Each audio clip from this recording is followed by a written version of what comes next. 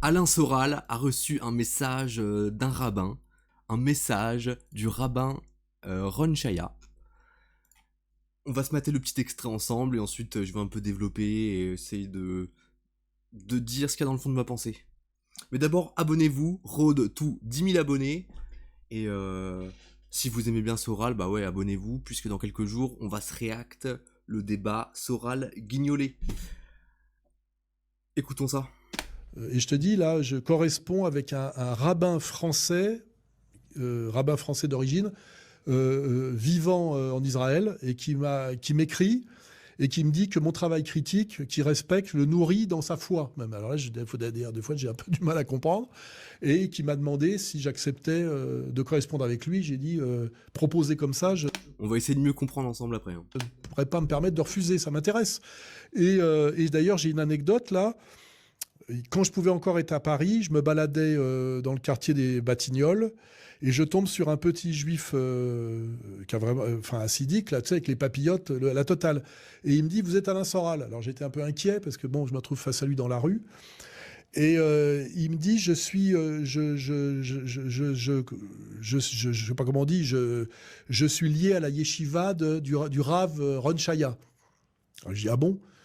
Alors c'est intéressant, Rav Ron Chaya, parce qu'il habitait avenue Florimont, c'est-à-dire la rue où j'habitais à Lausanne.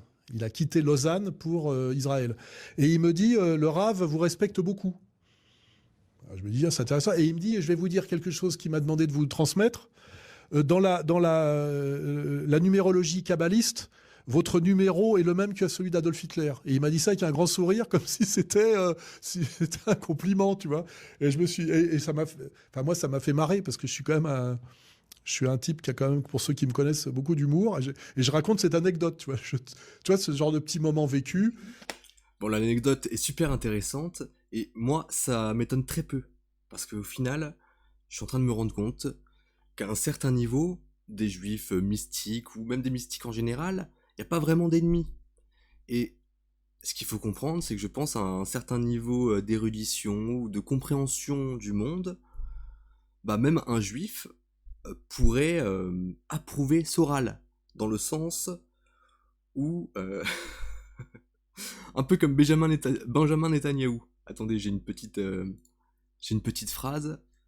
Netanyahou qui disait: certains disent que si l'Holocauste n'avait pas eu lieu, l'État d'Israël n'aurait jamais été créé.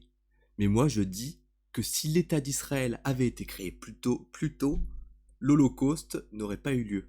Donc là c'est intéressant. Donc Benjamin Netanyahou, bon, ça se voit que c'est un accélérationniste. Il dit que fallait le créer plus tôt Israël, mais ce qu'on peut retirer de cette phrase, c'est quand même qu'il y en a qui disent que l'Holocauste a servi à créer Israël. Et même c'est ce qu'on peut comprendre. Donc ce qu'il faut comprendre, c'est qu'à un certain niveau, même ce qui arrive, c'est un mal pour un bien, en fait. Cette idée-là qui est très bien. Et justement, ce juif qui allait voir Soral, ou même Rav Ron Chaya, il voit pas non plus Soral comme un ennemi à abattre, mais comme l'énergie qui servira le plan mondial.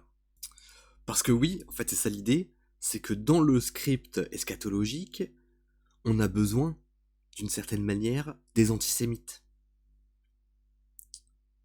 Il faut que les juifs, à un certain niveau, soient haïs pour qu'ils aillent en Israël, et j'ai l'impression quand même que même être antisémite, ça fait partie du plan.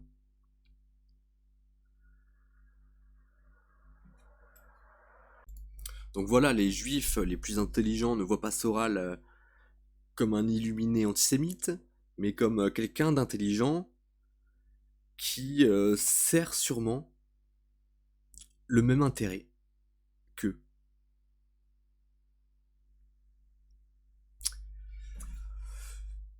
Bon, j'ai pas trouvé la numérologie kabbalistique avec Soral, mais il y a un truc assez intéressant, c'est que Alain Soral, A-S, ça fait 1,19. Et donc 911. Il y a quand même... On va regarder les réacts avec Sylvain Tristan et Jérémy Mercier sur toute la symbolique de la programmation prédictive à Hollywood. Et justement, on pourra bien comprendre ça. Et justement, pendant que je fais ma vidéo là, il y a en ce moment Sophie Adno, là, qui est en US Spacewalk. Et c'est marrant, parce que Sophie Adno, c'est pareil, SA, comme annonce orale, 19-1. Et lui, Anil Menon, 1, 13, 311. Donc, bon, on en reparlera de tout ça, mais je trouvais ça intéressant que ça arrive en plein milieu. Et ah voilà, après, je vais plein de petits liens. Comme ça, ah oui, contre-culture et Alain Soral.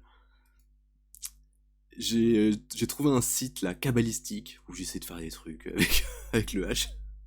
Bon, ça marchait pas, je trouve. C'est pas assez. Bref. Regardez ce logo cabalistique, avec les deux K. Tchic, tchic. Ok. Et moi, ça m'a rappelé directement contre-culture. Caca, c'est quoi ça? Caca. C'est quoi ce lien avec le K? Y a sûrement quelque chose à trouver. Bon, je dis pas que Soral est consciemment dans le complot, mais peut-être qu'il sert à quelque chose dans le complot. Ah oui. Aussi super cool, c'est qu'il y a le tarot qui, à l'envers, devient Torah. Avec les 22 arcanes majeures comme les 22 lettres hébraïques. Bref, ça me fait penser à tout ça. Va falloir que je comprenne un peu plus le cas. Hein. En plus, je crois que c'est la 11e lettre, non? H-I-J-K. Ouais, c'est 11e lettre. Euh... Ouais. Bon, après, la Kabbale, je m'y connais pas beaucoup. J'ai pas trop taffé le sujet, mais j'ai quand même l'impression qu'il y a plein de concepts que j'ai déjà incorporés. Par exemple, quand j'avais lu le Kybalion, déjà ça ressemble beaucoup à la Kabbale, bah quand je l'ai lu, je me suis rendu compte que je savais déjà tout. J'avais déjà compris presque la totalité des préceptes instinctivement. Mais bref. Ouais, c'est quand même intéressant. Gros big up à ma communauté juive. Hein. Moi j'écoute souvent le rabbin Ben Chetrit. Niveau développement personnel, tout ça, c'est vraiment très cool. Et voilà, Soral. Euh... Est-ce qu'il fait partie du complot inconsciemment? Je sais pas s'il est dans le complot, mais en tout cas, il a un rôle dans ce cinéma eschatologique. Allez, ciao.